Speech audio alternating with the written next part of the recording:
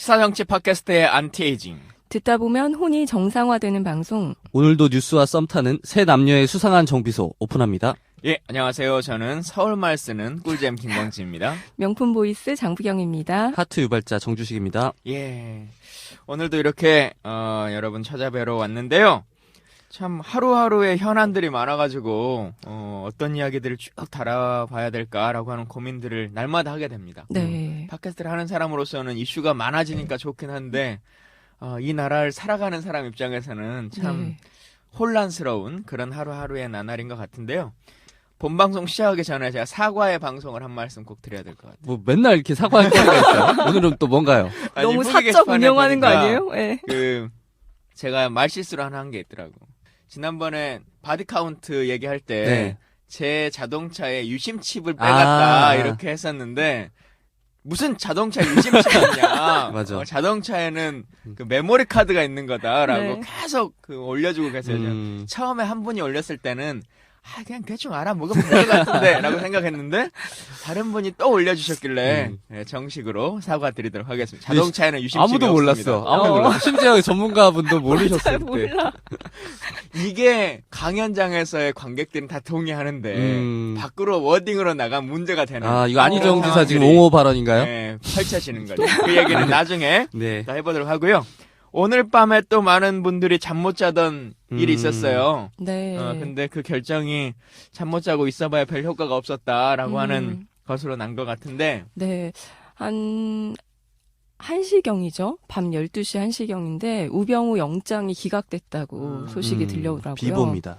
네, 진짜. 어쩌다가 우리 국민들이 날마다 누구 영장이 처리되냐, 누구 영장은 기각되냐, 이걸 네. 다 쳐다보고 있어야 되는 네. 나라에 살고 있어요, 진짜. 그래도 이제 얼마 안 남았잖아요. 그 음. 우병우 수석하고 한 분 이제 딱 더 남은 것 같아. 딱 두 사람 정도 남은 것 같죠?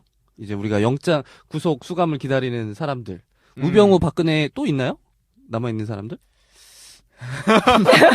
재벌 총수들이 있겠다, 이제 뭐.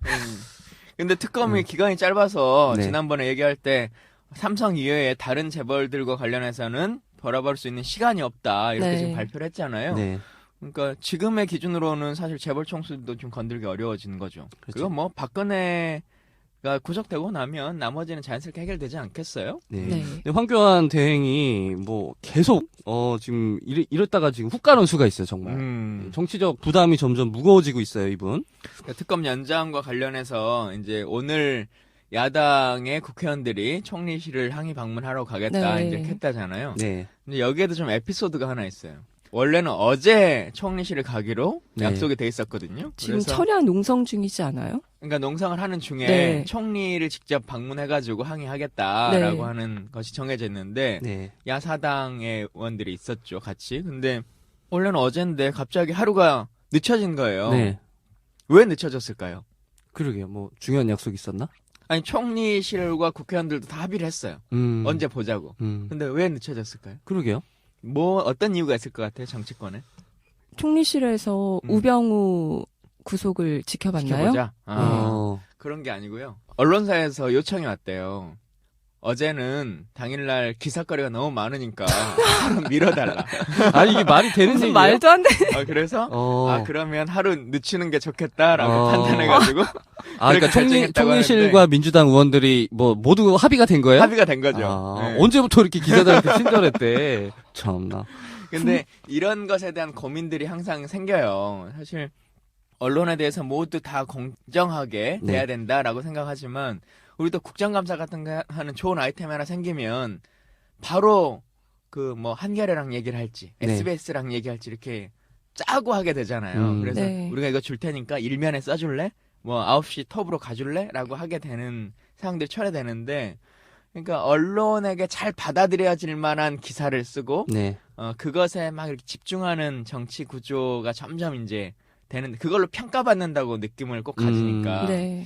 근데 그냥 사실 이제 보도자료 이런 걸로 모든 사람에게 동일하게 그냥 뿌리면 되는데 네. 꼭 그러지 않으려고 하니까 이런 일이 벌어지죠. 여튼 화제로 좀 돌아가 보면 요 특검 연장 관련해서 어제 그 법사위에서 그 특검 연장 법안의 상정을 권성동 위원장이 거부했다는 보도가 있었어요. 그렇죠. 여야 합의를 꼭 해야 된다. 그렇죠. 네. 그러니까 이게 뭐 관례라고 하는데 이게 여야 합의라고 하면 자유한국당이 여기 동의할 리가 없잖아요. 네. 그러면 이 법은 통과가 안 되는 건가요? 법사위에서? 특히 김진태 의원이 간사로 있는데 당연히 안 되는 거잖아요. 이제 권성동 의원이 탄핵소추 국회 측 위원장이잖아요. 네. 대위원장인 상태로 맡고 있고 법사위원장인데, 근데 이제 이 문제는 기본적인 국회 상황 안에서는 여야 합의를 하는 게 맞다라고 네. 하는 것에는 인정할 수밖에 없습니다. 네. 그러지 않다라고 하면 언제든 똑같은 일들이 벌어질 수 있거든요. 우리가 위원장인 것도 있고 상대가 위원장인 것도 있고 여야의 숫자가 언제 어떻게 또 바뀔지 모르는 거기 때문에 기본적인 합의 정신을 갖춰야 된다라고 하는 것은 위원장으로 네. 말할 수 있다고 생각합니다. 네. 근데 그것이 되지 않는다면 표결할 수 있는 거거든요. 네. 그래서 충분히 표결로 간다면 지금은 자유당의 인원수가 훨씬 더 적기 때문에 표결로 성립할 수 있을 것 같고, 물론 이제 그 표결에 올라가는 과정까지에 있어서 위원장이 직권으로 네. 상정해 줄 것이냐, 아니면 야당이 표수로 밀어붙여가지고 상정시킬 수 있어요. 그래서 네. 이제 그렇게 할 것이냐라고 하는 고민에 빠져드는 것이고, 네. 일단 헌재에서 22일까지 대통령이 나올 건지 아닌지 답을 주라 이렇게 네. 이제 얘기를 했지 않습니까? 네. 그게 되지 않으면 야당에서는 또 23일까지 처리되지 않으면 직권상정한다 네. 본회의에라고 하는 얘기를 하고 있으니까요. 법사위에서 만약에 권성동 때문에 막힌다면 네. 정세균 의장이 직권상정 하면 되지 않을까라고 하는 생각이 드는데, 참 아이러니하게 세상사라는 게 참 사이클로 돌아간다는 생각을 하게 돼요. 2월 23일이 새누리당에 의해서 테러방지법 직권상정됐던 그날이거든요. 네. 예, 근데 그렇게 해서 저희가 필리버스터라고 하는 걸 하기 시작했잖아요. 2월 23일, 1년이 딱 지난 2월 23일 날 정세균 의장이 이 특검법 연장과 관련한 직권상정을 하게 네. 되면 과연 자유당이 필리버스터를 하면서 박근혜 대통령을 옹호할 네. 수 있을지, 그 논리가 과연 나올지 우리가 한번 지켜봤으면 좋겠습니다. 재밌겠네요. 만약에 네. 자유당에서 필리버스터 하면 선수로 누가 나올까요? 김진태. 김진태 한 명 있겠다. 저도 한 표. 김진태. 그다음에 그 자유경제원 여자분 있잖아요. 전희경. 전희경. 씨. 그렇네요. 열심히 요즘은 그 태극기 집회 나가가지고 막 하시던데. 두 분이면 한 3박 4일 하겠네요. 뭐. 과연? 근데 그분들이 3박 4일 할 수 있을 만한 상황일지 모르겠네요. 여튼 우병우의 구속이 기각된 걸로 많은 분들이 실망하시는데요. 일단 뭐 이재용의 상황을 보셔도 그렇고, 네. 또 이화여대 총장의 모습을 봐도 그렇고, 다시 재영장 청구를 해가지고 들어가는 경우들도 좀 있는 거고, 네. 또 물론 이제 전략적으로 보면 우병우는 지금 특검의 기간으로 봤을 때 재청구를 하기엔 좀 시간이 짧아요. 네. 근데 연장이 된다고 하면 다시 한번 해볼 수 있을 것 같고요. 여러 가지, 그리고 이제 가장 중요한 건 우병우가 들어가면서 말했잖아요. 자기는 전달자에 불과했다. 네. 대통령이 지시한 거다라고 하는 워딩을 정확하게 지금 다 선언해 놓은 상태이기 때문에 대통령으로의 모든 키가 딱 전달된 것은 명확해지는 것 같습니다. 네. 네. 근데 어쨌든 이번에 영장이 청구될 때 직권남용과 직무유기 혐의가 가장 컸는데 이걸 사실 입증하는 게 쉽지가 않아요. 그러니까 민정수석의 역할을 어디까지 볼 것이냐. 그냥 민정수석으로서 그냥 그 직무를 했을 뿐이다. 예. 네. 그렇게 우기면 이거를 증명할 방법이 없거든요. 그래서 이 영장 기각은 어찌 보면 그럴 수 있었다라는, 애초에 그럴 수도 있다라는 예상들이 많았죠. 네, 뭐 하여튼 그래도 또 국민들의 감정에서는 그쵸. 여러 가지 고민들이 있는데, 참 김기춘 이의 입장에서 봤을 때는 어씨 나도 들어와 있는데 내 새끼는 안 들어오네. 제가 훨씬 더 힘이 세네. 네. 이런 신세대 교체론 이런 게 나오지 않을까라는 생각도 듭니다. 자, 그 22일, 23일 이 건이 나오면서 또 새로운 이슈들이 하나 나와요. 지금 보수 언론들에서도 계속 사설을 쓰기도 하고, 자유당은 계속 주장해 왔었습니다만 그동안 바른정당이 반대해 왔었는데, 정치적 타결이라고 하는 용어를 통해서 네. 대통령이 하야할 수도 있는 거 아니냐, 지금 네. 이제 이런 얘기들이 나오는데 어떻게 보세요? 사법적 판단을 기다리지 않고 뭐 정치적 타결이다. 네. 이게 타결이 되는 건가요? 이게 왜 그러냐면 하야론이잖아요. 그러니까 대통령이 자진 하야해야 된다라는 주장인데, 아니 이거는 이제 다수 국민들이 바라지 않는 상황인 것 같아요. 왜냐면 이제 뭐 아름답게 제발로 걸어 나오기를 기다리는 국민들 별로 없잖아요. 예전부터 없었어요, 별로. 초기에는 이 게이트 초반에는 광장에서 그런 요구가 되게 많았죠. 그러니까 박근혜는 하야라가 기본 구호였잖아요. 근데 네. 이게 뭐 그 실상이 낱낱이 드러나면서 이 분위기가 바뀌었어요. 이제 하야로 될 게 아니다라는 게 이제 뭐 일반적인 정서기 때문에 이거는 뭐 그들의 어떤 욕심인 것 같아요. 왜냐면 박근혜가 하야를 하는 모양새가 마치 이런 거잖아요. 내가 박근혜 개인이 뭐 상당 부분 정치적 책임을 지고 물러나는 모양새를 기대하는 것 네. 같은데 뭐 그런다고 해결될 일은 아닌 것 같아요. 그래서 보수 쪽에서는 이거를 꼼수로 내세우기 있거든요.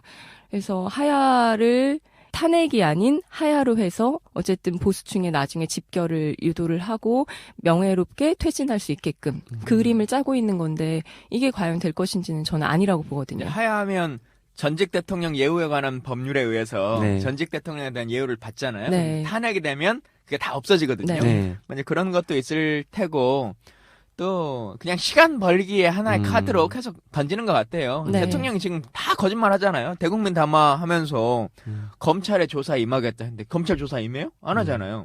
그러다가 막 2차 담화, 3차 담화 할 때는 검찰은 믿을 수가 없으니까 네, 특검. 특검에 대해서 네. 하겠다 했는데 안 하잖아요. 음. 그리고 또 탄핵 재판, 헌재 재판에는 또 가겠다. 네. 라고 하다가 지금 그것도 안 한단 안 말이에요. 하고 있죠. 근데 그 명예로운 퇴진론도 일말의 그 명예가 남아있을 때 이게 성립이 되는 얘기인데 네. 이미 지금 박근혜 씨는 남아있는 명예가 없어요. 이제 그러니까 박근혜 씨라고 하네요. 박근혜 씨지 그러면 옹이라고 할까요? 네, 이제 이분은 남아있는 명예가 없기 때문에 어떻게 퇴진해도 이제 명예롭지 않을 것 같아요. 근데 뭐 남아있는 사람들이 살아가려고 하니까 그렇죠. 네. 그게 그 문제죠. 세력들이 어떻게든 저 사람을 어떤 방식이 됐든지 간에 내가 살 수 있는 방법은 뭐냐 지금 네, 이걸 맞아요. 고민하고 있는 것 같아요. 네, 나중을 계속 도모를 하고 있죠. 근데 그러든 저러든 국민이 그걸 받아들일 수 있는 상황이 아니고 사실 초기에는 탄핵이 될까라고 하는 염려도 지금 그렇죠. 있고 이게 시간이 막 1년 걸린다, 1년 반 걸린다 막 그러니까 빨리 물러나라라고 하는 구호로서 하야를 얘기했었는데 네. 지금은 뭐 카운트다운이 지금 되고 있는 거잖아요. 탄핵이라고 하는 걸 통해서도 충분히 네. 그러니까 하야를 해서 뭐 며칠 당기는 게 별 의미가 없는 상황이 된 거죠. 예. 자, 그 어느 정당에 보면 문모닝이란 말 들어보셨어요? 문모닝. 아니요? 그게 뭔가요? 문모닝 몰라요? 저도 이렇게 처음 세상에 들어봤는데? 대해 맥모닝이 뭐야? 맥모닝 아니에요? 맥모닝? 문모닝. 그게 뭐예요? 그 아침 최고위 발언을 하거나 뭘 하거나 할 때마다 아침마다 첫 시작을 문재인으로 시작하는 정당이 있다 그래요. 그 어느 정당이죠? 민주당이 아니라? 네, 민주당이 어디예요? 아니라. 어디요? 뭐야? 국민의당. 아. 최고위 할 때 다 뭐 문재인에 대한 문제 제기를 시작해서 문모닝이라고 얘기하는데 우리도 문모닝 얘기 하나 해야죠. 아침이니까. 뭘 할까요, 네. 오늘은?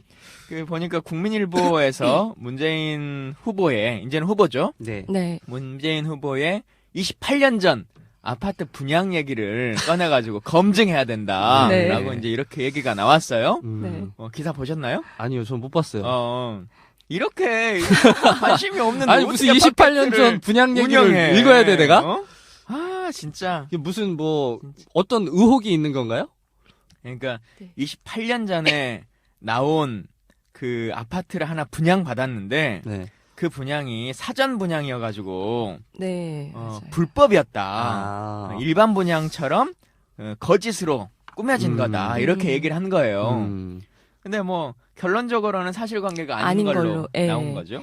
그러니까 그 사전 분양이라는 게 그 본인도 속아서 한 그래서 단체로 아파트를 분양받은 사람들이 사전 분양인 걸 모르고서는 했는데 그래서 결국에 나중에 추후에 다 같이 소송을 해서 승소를 한 걸로 알고 있거든요. 그러니까 다들 속은 거죠, 그냥. 예. 그러니까 사전 분양을 조금 더 정확하게 보자면 우리가 사전 분양이라고 하는 게 전체 100개의 아파트가 있다. 그러면 그중에 10개만 딴 사람한테 일반으로 빼주는 거예요. 네. 그거는 특혜가 되는 거죠. 네. 근데 100개를 전부 다 사전에 분양하는 것은 불법이 아니에요. 네. 공개적으로 사전 분양하는 것은. 네. 근데 이제 이거는 특혜를 받아서 분양받았다. 이제 이렇게 한 건데 그런 것은 아니고 전체적으로 다 오픈해서 분양받았던 건데 1년간 공사가 지연되면서 이제 지체상금도 물고 막 건설사는 벌금도 물고 했던 일이 벌어진 거죠. 그러니까 뭐 진짜 28년 전이든 50년 전이든 문제가 있는 거는 문제 제기를 할 수 그렇죠. 있겠죠. 네. 근데 그런 것도 아닌 상태를 가지고 네. 이제 이 정도로 나가면 진짜 그 문제있는 전생에 뭐였냐 이걸 가지고 검증하게 될 상황이 되는 것 같아. 어. 할 게 없으니까. 네. 댓글 보니까 아니 하다 못해 이런 걸 하냐. 음. 도대체 문재인은 얼마나 깨끗하길래 이렇게 파도 나오지 않냐. 박근혜 아파트나 네. 제대로 좀 파보든가. 음. 그때 6억 받은 걸로 도대체 뭘 했는지. 네. 박근혜 집은 어떻게 산 건지 이런 거나 좀 제대로 해봐야지 언론들이 말이야. 그리고 문재인 후보 같은 경우에는 이미 2012년에 아주 뭐 혹독한 검증을 뚫고 그 대선 레이스에 참여하신 분이잖아요. 네. 그래서 뭐 28년 전 뭐 아파트 얘기 갖고 하는 거는 사실 듣기만 해도 이게 이게 갑자기 지금 그게 왜 나와 이런 그렇죠. 느낌이 호랑이 확 드네요. 담배 피던 시절 얘기가 나죠. 지금도 또 지금 사는 집 집이 아방궁이다. 막 이것도 기사들 엄청 나오잖아요. 네. 아 진짜 막상 가보면 사실 그런 집도 아닌데 이제 시골 집이 넓게 이렇게 펼쳐져 있어 보이니까 위성 근데 중요한 사진만 거는 이제 보면 거기 지하 창고에 이제 금괴를 보셨나요? 아, 그게 제일 중요한 거죠. 그걸 못 봤네. 나중에 그걸 못 한번 봤어요. 꼼꼼히 한번 네. 뒤져보세요. 한번 진짜 있나? 너무 아, 궁금해. 그러니까요. 맨날 말로만 그러지 이분이 한 번도 금괴를 준 적이 없어. 음. 보여준 적도 없고. 자, 오늘의 이슈 정비로 좀 넘어가 보도록 하겠습니다. 사실 뭐 이번 주에 주요 키워드라고 네. 한다면 딱 한 단어인 것 같아요. 선의라고 하는 말인 것 같은데 네.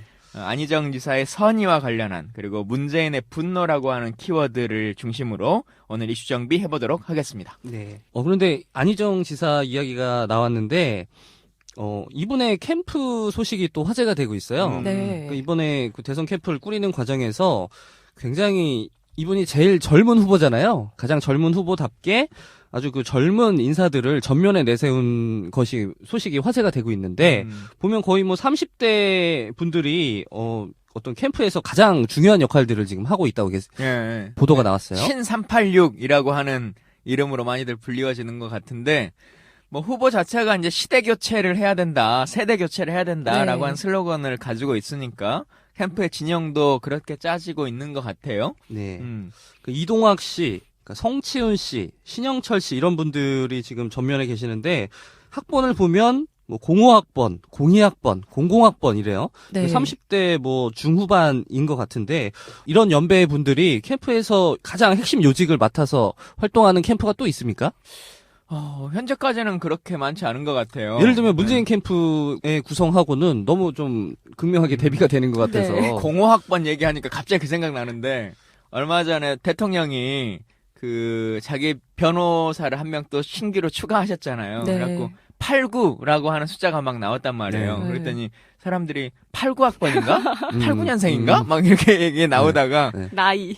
89살이라고 그분이. 네. 근데 그게 만 나이고 네, 실제로는 90이 아흔, 넘으셨더라고요. 네. 아유, 근데 여튼 화제로 돌아가 보죠. 예. 네. 참 근데 우리 네. 시대 교체라고 하는 거 세대 교체론 이게 많이 나오는데 40년 전에 김대중 대통령이 들고 나왔던 슬로건 중에 하나가 40대 기술론 네. 네. 이라는 거잖아요. 근데 지금 이렇게 세대가 많이 바뀌고 지식 수준도 훨씬 높아진 이 상황에서도 안희정 지사가 가장 젊은 나이고 신진 기수라고 막 하는데 50대인 거거든요. 네. 그러니까 한국 정치가 왜 이렇게 노쇠화됐을까라고 하는 고민도 사실 해봐야 돼요. 그리고 지금 이제 안희정 지사가 신386이라고 하는 진영을 통해서 아까 이동학을 비롯한 이런 캠프의 진영도 꾸리지만 뭐 이세돌이라고 하는 분을 그분도 30대죠. 이세돌을 네. 통해서 후원회장을 맡기기도 하고 뭐 이런 여러 가지 것들을 보여주는데 그냥 일단 객관적인 평가를 봤을 때 이러한 진영을 짜고 뭘 한 게 지지율 상승에 도움이 됐다고 보세요? 아니라고 보세요? 사실 저는 이 캠프의 기능에 대해서 잘 몰라요. 어떤 뭐 보직이 어떤 역할을 하고 어떤 중요한 기능을 아니, 하는지 잘 그러면 몰라서. 네. 실무적인 걸 떠나서 이미지로 그렇게 짜졌다라고 하는 모습을 보여주면 안희정이라고 하는 이미지가 더 좋아 보이는 것 같으세요? 아니면 아닌 것 같으세요? 일단 신선하긴 하네요. 신선하긴. 네. 신선하긴 한데 대선 주자로서의 안정감 이런 게 느껴지세요? 안정감은 그러게요. 양날의 없지만, 검일 수 있겠네요. 안정감은 없지만 문재인 캠프랑 비교를 했을 때 문재인 캠프는 어쨌든 여성도 부족하고 연배가 있으신 분들로 구성이 되어 있잖아요. 그런 부분에서 확실히 차별점은 있다. 차별점은 네. 있죠. 그러니까 사실 저도 문캠에 있는 사람 입장에서 그것에 대한 문제제기를 계속해요. 네. 그리고 이제 그것과 관련한 고민들에 있는 분들이 많이 있습니다. 예를 들면 우리 중앙선대위원장이라고 하는 분들 한 7분 지금 모셨단 말이에요. 네. 뭐 김진표 의원, 전윤철 감사원장 뭐 쭉쭉쭉 있는데 그 중에 이미경 의원 한 분을 제외하고 그것도 5선 의원이죠. 네. 이미경 의원을 제외하고는 단 한 분도 여성분이 없고 비서실장, 총괄본부장, 뭐 5개 본부장 뭐 다 해가지고도 여성분이 한 분도 없어요. 네. 과연 이게 그 여성에 대한 고민, 우리가 말로는 페미니즘 대통령이라고 네. 하는 용어를 걸었는데 네. 그게 실제적으로도 잘 안배되고 있느냐라고 하는 고민에 빠져 있고 네. 또 그게 이제 여성이라고 하는 걸로 대표되기도 하지만 또 청년 부분에 있어서도 안배되느냐, 뭐 노동자 부분, 그러니까 쉽게 말하면 사회적 약자에 대한 형식상의 배려라도 있어야 되는 것 아니냐라고 네. 하는 고민들이 빠져드는데 일 잘할 수 있는 사람을 중심으로 간다라고 네. 하는 어떤 것 이런 생각들을 갖는데 사실 꼭 50대 남자들만 일을 잘하는 건 아니잖아요. 그렇죠. 네. 이런 것들도 조금 문재인 캠프에서도 타파해 나가야 되는 것 아닐까라고 하는 생각은 갖게 됩니다. 여러 캠프 구성들을 이렇게 보면서 느끼는 건 좀 각자가 가지고 있는 장점들을 잘 영리하게 캐치해 왔으면 좋겠어요. 저쪽의 캠프의 전략들이 뭔지 보면서 좀 생각하고 좀 더 고심해서 꾸려졌으면 그리고 좋겠다는 생각. 전략적으로도 보면 예를 들면 네. 문재인 후보는 대세론이 좀 돼 있는 후보니까 네. 새로운 것을 받아들여도 크게 지장이 없는 상태거든요.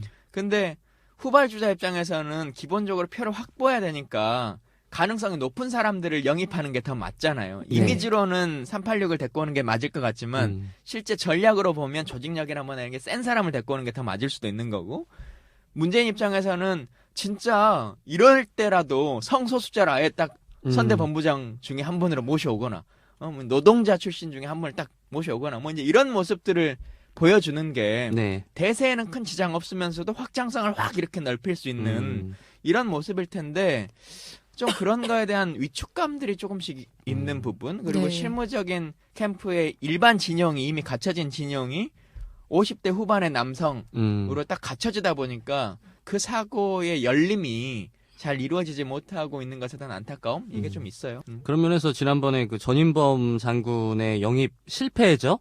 네. 그 부분이 조금 지금 방금 말씀하신 그 캠프의 어떤 다양성을 확보하는 데 있어서 아주 좀 안 좋은 영향을 끼친 것 같아요. 네. 그런 경우들도 있겠죠. 자, 오늘의 진짜 이슈로 다시 돌아가 보도록 하겠습니다. 안희정의 선의와 문재인의 분노. 네. 안희정의 그 선의 발언이 어떻게 나왔냐.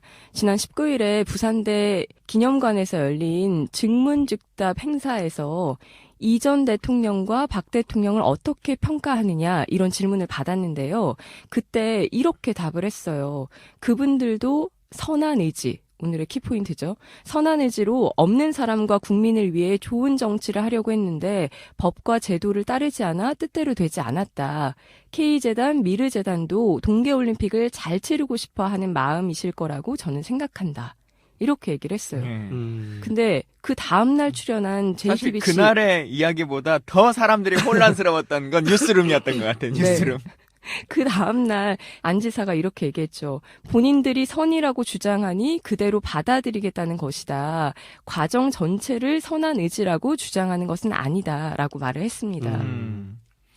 일단 평가를 좀 해보신다면 우리 편집장님 어떻게 생각하세요? 그러니까 요 얘기잖아요. 그 JTBC 뉴스룸 나오셔서 같은 이야기를 정말 무한 반복하셨어요. 정말 다람쥐 20분 동안. 네. 네. 저는 20분을 다 끝까지 보기가 좀 어려울 정도로 네. 좀 지루한 대담이었던 것 같은데, 그러니까 나는 근데 그게 무조건 지루해진 건 약간 네. 손석희 잘못도 있어요. 뭐 저도 그렇게 생각을 합니다. 좀 네, 집요하긴 저도. 했는데 네. 날카롭진 못했던 것 같아요. 네. 질문 자체가.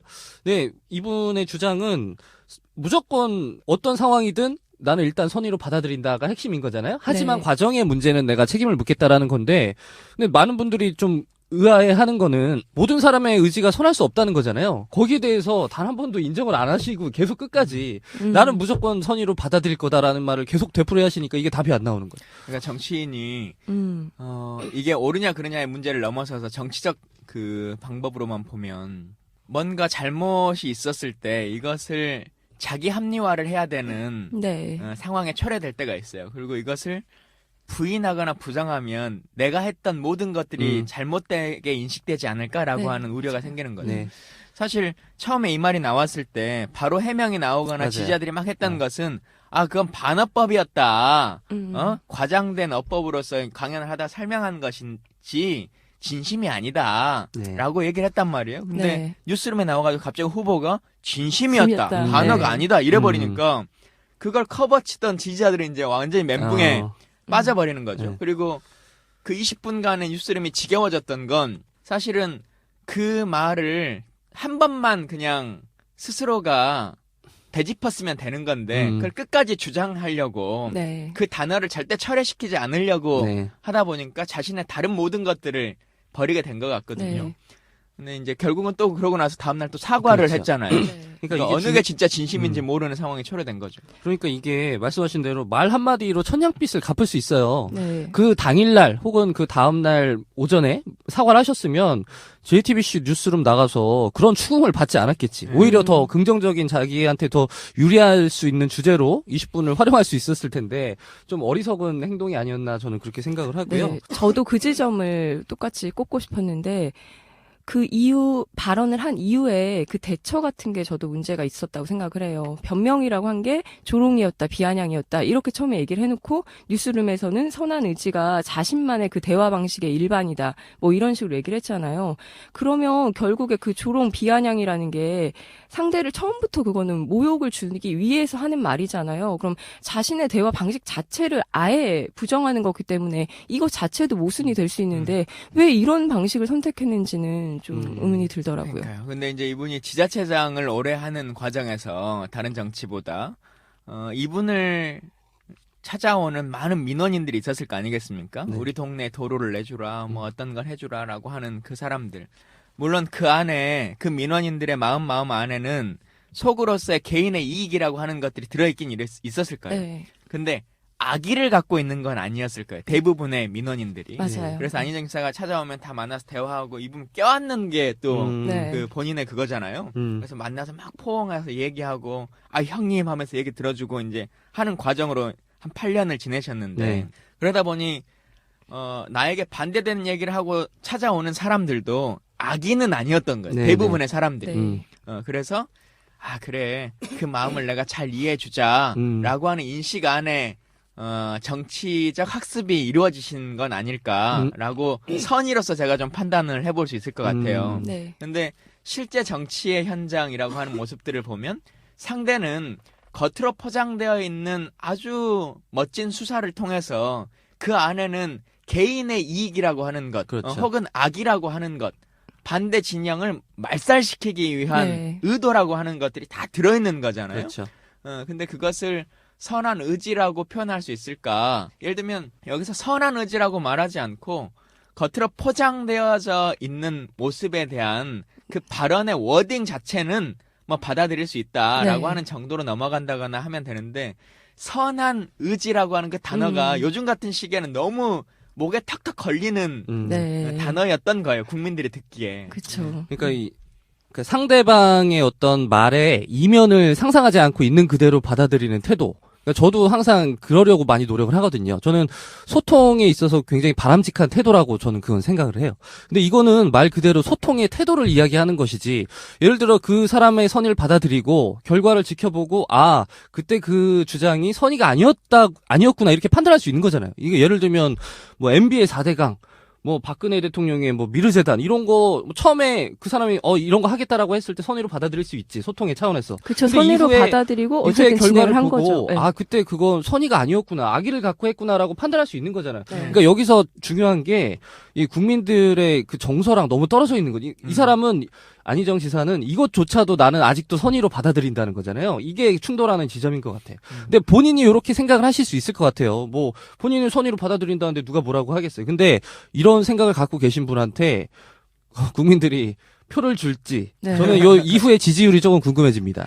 저는 그리고 또 하나 다른 지점을 꼽고 싶은데, 그러니까 지역이 부산이었잖아요. 부산대학교에서 강연을 한 건데, 그러니까 계산된 건 아니라고 발언을 했어요, 이후에. 그런데도 저는 부산대였기 때문에 중도 지지층, 뭐 중도층을 겨냥해서 말한 걸 수도 있겠다라는 생각이 들었었거든요. 근데 어쨌든 그렇게 한 발언이라고 할지라도 지금 촛불 민심이 어떤지, 뭘 의미하는지, 사람들이 뭘 바라는지 그 시국에 대한 인식 자체가 좀 부족했던 거 아닌가 예. 오히려. 그러니까 근데 또 뉴스룸에 나와가지고 너무 어려웠어요. 그러니까 거의 철학자의 네. 이야기, 20세기와 21세기의 차이점 막 이제 이런 것들을 막 얘기하고 나오니까 네. 정말 국민들이 받아들이기에 어려워지는 단어 사용들 막 이런 것들이 있었는데 네. 그런 것들도 좀 정비해 보시면 좋겠다. 그리고 사실 안희정 캠프에 지금 이 시기 진보 진영 최고의 대변인, 최고의 글쓰기 전략가 이런 분이 있잖아요. 그 책 보니까 거의 몇십만 부 막 팔린 것 같이 막 몇세 막 이런 몇십 세, 몇백 세 네. 뭐 이런 느낌이던데 대통령의 말하기에 저자 윤태영 씨가 가고 계시니까 그분께 좀 워딩에 도움을 받으면서 얘기를 하시면 더 좋지 않을까 라고 하는 생각도 우리가 정비를 좀 해드립니다. 네. 결국 이제 안희정의 선한 의지라고 하는 것에 어떤 문제가 담겨 있는지라고 하는 것을 이제 문재인 후보가 한마디로 좀 정리를 한 거잖아요. 네. 문 전 대표가 이에 대해서 이렇게 얘기합니다. 안 지사가 선의로 한 말이라고 믿는다. 여기서도 다만 꼭 썼어. 안 지사의 말 속에 분노가 담겨 있지 않았다. 이렇게 얘기를 했거든요. 그리고 또 안희정 지사가 받아쳤어요. 예. 지도자로서의 분노라는 것은 그 하나만 써도 많은 사람들이 피바람이 난다. 그리고 문재인 대표가 다시 한번 반격을 합니다. 아니 불의에 분노 없이 어떻게 정의를 세우나 이렇게 공방이 이렇게 오고 갔던 거죠. 예. 여기서 좀 정리가 되지 않는 질문이 하나가 있는데 네. 지도자의 분노를 어떻게 봐야 할 것인가? 어떻게 생각하세요, 두 분? 참 근데 이 워딩뿐만 아니라 계속 이제 안희정 지사가 거의 철학자가 돼가는 과정에 있어요, 지금. 네. 그 편집장님 말씀하셨던 것에서 계속 이제 브리핑을 하는 과정에 이런 말을 하거든요. 분노는 정의의 출발점이기도 하지만 네. 그러나 정의의 마지막 마무리는 역시 사랑이다. 네. 그런 점에서 그 말씀도 옳은 말이다. 이제 네. 이렇게 얘기를 하고, 정의감은 출발은 분노로부터 출발하는데, 그렇게 출발해서 우리는 정의 실현을 위해서 싸우고, 우리는 정의의 마지막 완결을 사랑으로서 완결하는 것이다. 그게 역사적 사실 아니냐. 이제 이렇게 또 얘기를 하고 계속 이제 사랑에 대한 이야기로 끝내서, 네. 우리가 대통령 후보를 지금 찾고 있는 건지 추기경을 기다리고 있는 건지 좀 모르는 네. 이런 모습이 좀 벌어졌는데 분노 필요하죠. 네. 분노가 있어야 아까 말씀하신 것처럼 처음에 얘기는 선의로 받아들인다 할지라도 그것을 네. 객관적으로 분석해보고 확인해봤을 때 이게 문제점이다라고 하면 그걸 개선해 나가는 그 모든 것의 기본은 분노라고 하는 것에 있는 거지 않습니까? 잘못에 대해서 지적하고 새로운 것에 대한 고민을 하는 것. 근데 그게 빠져있는 상태라고 하면 특히나 지금같이 적폐청산에 대한 욕구가 강한 네. 이 시기에서 국민들의 동의를 받기가 쉽지 않을 거라고 생각해요. 근데 네. 이런 시각도 있을 수 있을 것 같아요. 지도자라면 언제나 냉정함을 유지해야 한다. 이것이 뭐 어떤 무언가 청산을 할 필요가 있을 때조차도 이거는 분노가 아니라 이성적인 냉정함으로 대해야 된다. 예를 들면 두테르테 같이 그렇게 하면 안 된다. 뭐 이런 주장이 있을 수 있는 거잖아요. 네.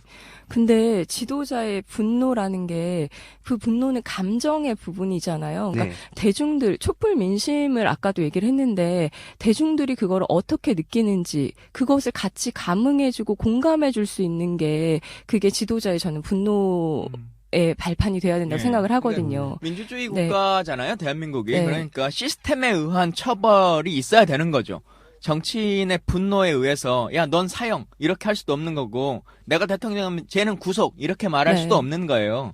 다만 내가 대통령이 되면 지금 있는 제도와 절차에 의해서 정상적으로 잘못을 저질렀던 사람은 지위고하를 막론하고 그와 관련한 처벌을 받을 수 있도록 제도화하겠다라고 하는 것들을 선언할 수 있는 거죠. 네. 근데 이 모든 것들을 대통합하자. 그래서 잘못이 있더라도 그냥 안고 가자. 사랑으로 융화시키자라고 말하는 것은 정상적인 민주국가의 모습은 또 아닌 거잖아요. 네. 방금 말씀하신 그 지도자로서의 분노는 분명히 좀 사사로운 감정으로서의 분노랑은 좀 다른 결인 것 같아요. 네. 그러니까 장 PD님 이야기하신 것처럼 이 문재인 대표가 안희정 지사한테 당신한테 분노가 빠져 있다라고 얘기했는데 제가 네. 볼 때 그 분노보다 더 중요하게 좀 빠져 있는 게 그 말씀하신 그 분노에 감응하는 능력인 것 같아요. 그러니까 네. 나는 분노하지 않을지언정 사람들이 저렇게 화가 나 있으면 그 분노를 내가 감응해서 그걸 받아서 정치를 할 줄 알아야 네. 되는데 공감의 능력이죠. 그렇죠. 네. 안희정 지사는 지금 촛불 민심을 정면으로 거스르고 있어요. 대연정 발언 이후부터 뭐 사드 발언 뭐 등등 해서 지금의 그 선한 의지 발언까지. 그래서 저는 이런 생각이 들어요. 이분이 만약에 지금의 행보로 지지율이 더 올라간다면 야권 주자로서의 정체성을 점점 잃어가고 있는 듯한. 그래서 조금만 더 가면 저는 이분이 처음에 막 민주당 입장에서 외연을 확장한다라고 이렇게 네. 되게 좋아했잖아요. 근데 이거는 외연을 가져오는 게 아니라 후보가 나간 것 같은 느낌이 점점 들거든요. 그래도 뭐 경선을 이 당 안에서 하셔야 되기 때문에 음. 뭐 그게 문재인과 문재인 외부에서 싸우는 상황은 초래되지 않을 거라고 네. 생각 드는데요. 아까 우리 PD님 말씀하실 때 의도된 것은 아니다고 말했다라고 하셨잖아요. 근데 지금 지지율은 계속 또 올라간단 말이에요. 이런 네. 대연정이라든가 아니면 뭐 지금 사드 논쟁이라든가 이런 것들을 통해서 지금 23%까지 네. 올라가기도 하고 또 어떤 여론조사 결과에서 보면 문재인과 1대1로 결선 투표를 하면 이긴다는 것도 있어요. 이긴다라고 하는 네. 얘기까지 지금 나오고 있단 말이에요. 네. 그러면 안희정 캠프에 있는 사람들의 입장에서는 계속 이 전략을 쓰는 게 맞는 것인지 어떤 것인지 여러분들이 정비를 한번 좀 해주실래요? 저는 혼자 가만히 생각을 해봤는데, 혼자 생각해봤어요. 네. 사색에 사실 네, 우리 결과를 안방. 말씀해 주시죠. 그러니까 이번 그 워딩이나 방식들은 잘못됐다고 생각하는데, 어쨌든 안희정 지사의 지금의 행보를 보면 기존의 방식이 아닌 어떤 새로운 관점에서 정치를 바라볼 것을 끊임없이 제시를 하는 것 같아요. 저는 이 지점에서는 되게 생각할 게 많다라고 보거든요.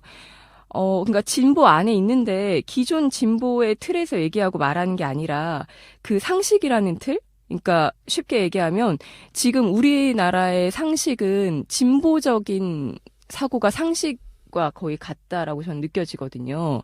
그러니까 이런 진보적 상식이라도 해도 좋을 것 같은데 이런 정치 문화를 어떻게 새롭게 바꾸고자 하는 그런 시도하는 느낌을 받거든요. 그러니까 안전하게 갈 수 있는데도 어쨌든 비난받을 여지가 있는데도 알면서도 자꾸 메시지를 던지는 느낌이라고 할까요? 뭔 말인지 모르겠어요. 네. 그러니까 점점 얘기하자면 안지사 안빠들이 점점 뭔 말인지 모르겠어. 나 안희정을 옆에서 들으면서 닮아가는 뭔 것 말인지 같아. 모르겠어요. 알겠습니다. 쉽게 네. 얘기하자면 의원님이 자주 얘기를 하는데 정치는 반보 앞서가야 된다고 하잖아요. 한보 앞선 느낌? 네. 근데 그 한보라고 하지만 앞섰다고 하지만 네. 보수 유권자들 입장에서 이거는 뭐 앞서가는 얘기가 아니라 이건 사실 뭐 보수 유권자들 입맛에 딱 맞는 행보를 하고 있는 거니까 저는 이게 앞서간다는 느낌은 조금 아닌 것 같아요. 보수 유권자들 입맛에 딱 맞는다고요? 네, 뭐 대연정이라든지 선의 발언 이거는 뭐 기존의 그 어떤 그 국정농단 세력에 대해서 나는 포용하고 화해하겠다 이런 메시지나 다름없잖아요.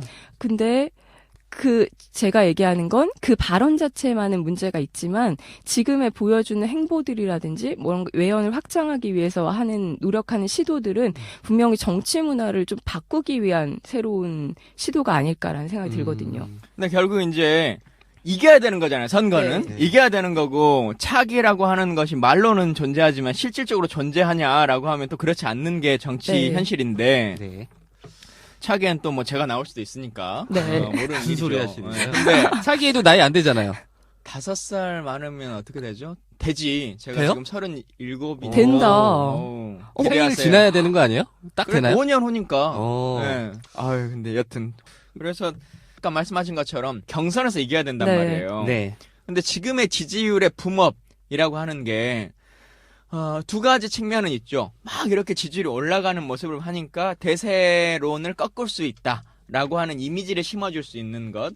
근데 실제 그 여론조사라고 하는 것에 보면 그 지표상 안희정을 지지하는 여론이 나오는 것이 새누리당 지지자들이 거의 80% 가까이 네. 지금 투표한 거잖아요. 새누리당이라고 내가 여론조사에서 응답한 사람이 아니죠. 자유당이죠. 자유당을 내가 지지한다라고 말한 사람 중에서 80%가 안희정을 지지하는 걸로 지금 눌렀단 말이에요. 네. 근데 이 사람들이 실제 투표장으로 경선 투표장으로 올 것이냐라고 그렇죠. 하는 문제가 발생하는 것인데 저는 진짜 그럴 가능성이 거의 없다고 봐요. 그러니까 그 여론조사에서 이게 그 경선에서 우리가 지난 시간에 경선에서 역선택 참여는 정말 쉽지 않다라고 이야기를 했는데 네. 그런데 그 여론조사에서 역선택을 하는 건 정말 손쉬운 거거든요. 예. 그러니까 지금의 그 안지사가 앞서고 있는 이 여론조사대로 경선 결과가 저는 나올 거라고 생각을 하지 않고요.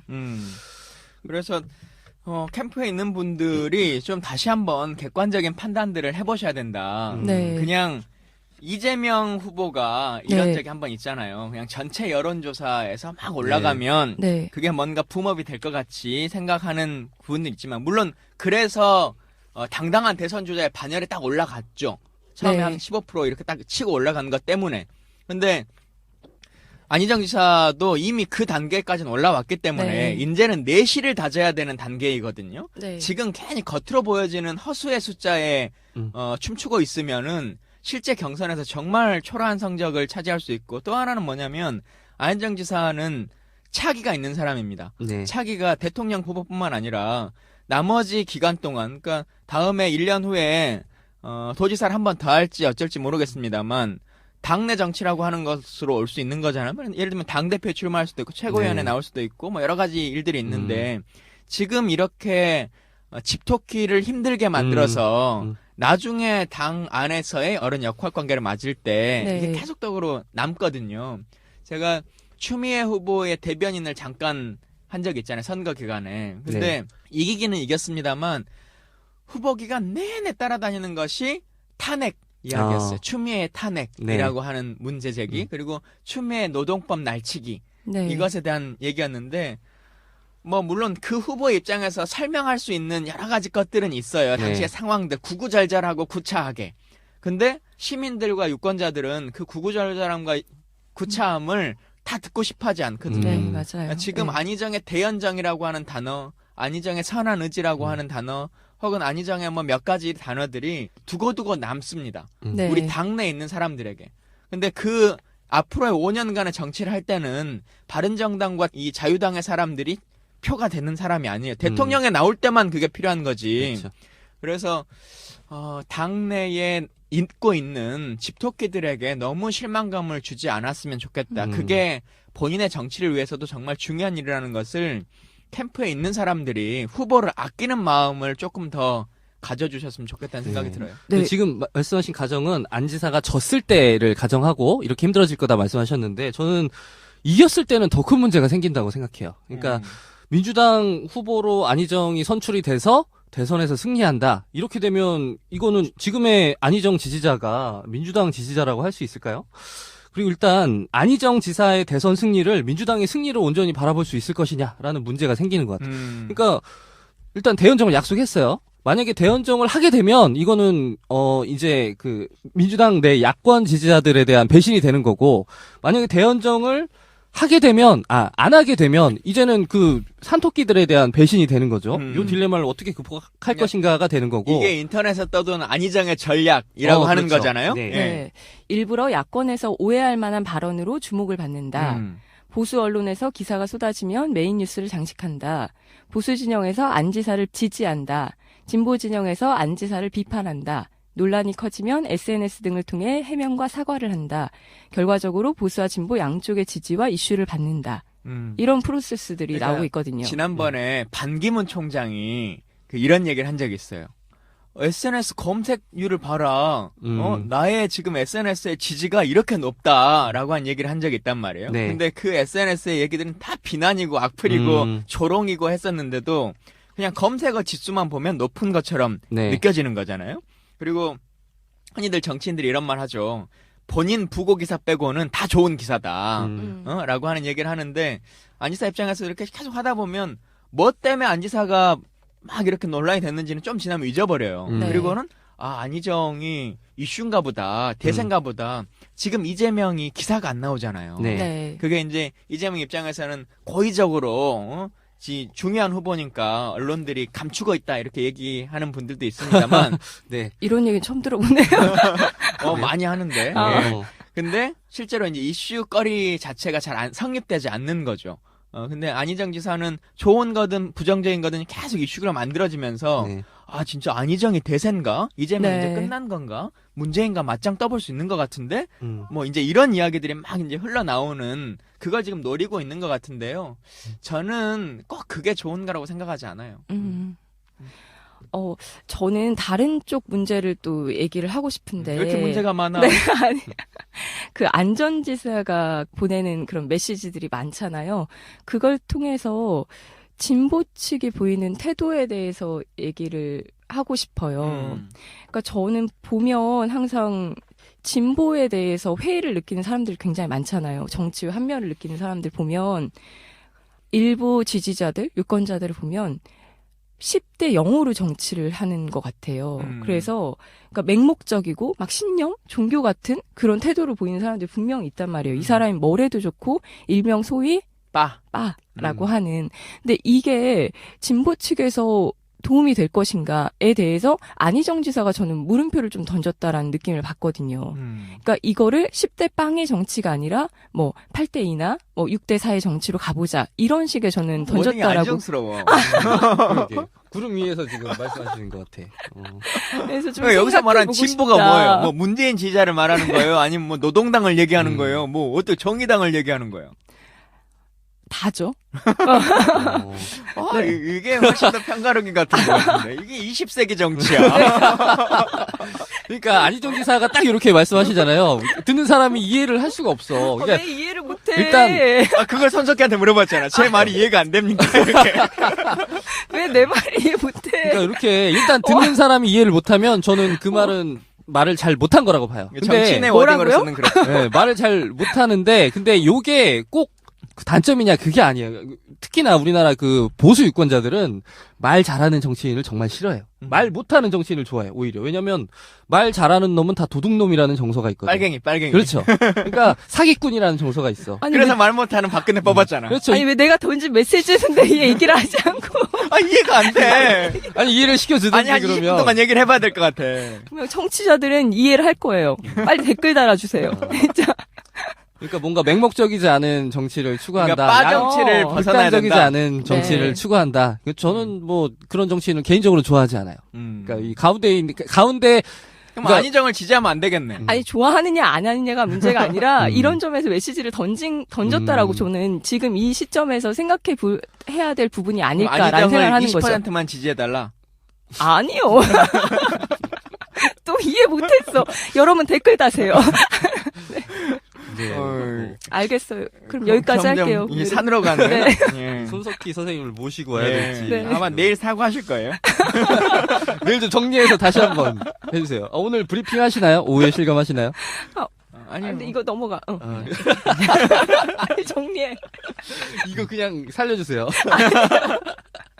이거 얘기를 우리가 1시간 동안 하다가 결론으로 갑자기 빠졌어. 결론은 이게 워딩이 꼬였어. 하늘로 야, 갔어. 이게 안희정 화법의 매력이 이런 거. 그런가? 아니 저 확법이 아니라니까요. 우리가 빠져든다. 이렇게 자꾸 이 사람들이 나를 빠로 몰아가. 진짜 난 아닌데.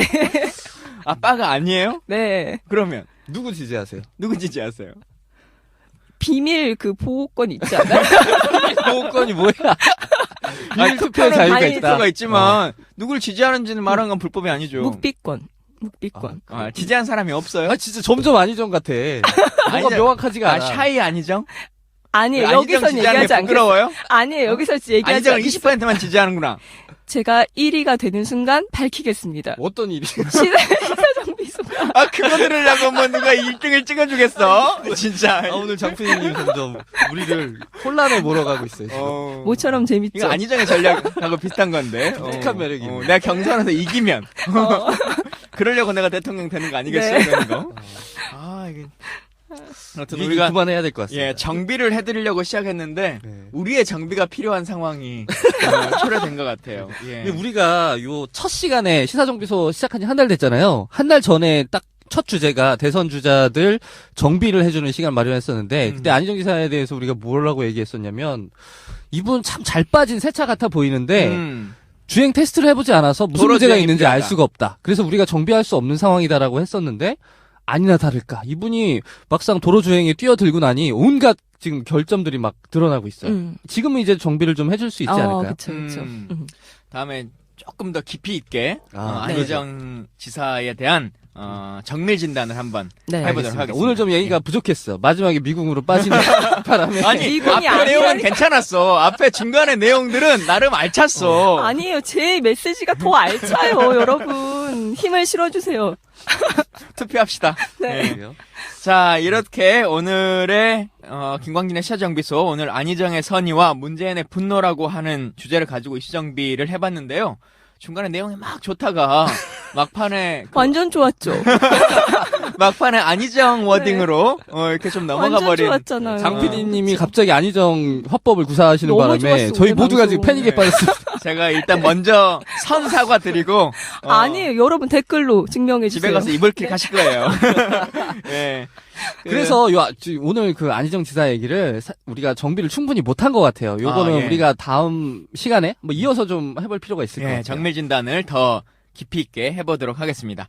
이렇게 오늘 얘기는 좀 마치겠고요. 다음 시간에는 여러분 좋아하시는 은수미 의원 모시고 네. 은수미 의원이 생각하는 차기 정부의 노동정책 그리고 재벌개혁에 대한 이야기 그리고 뭐 정치인 은수미 요즘 어떻게 사는지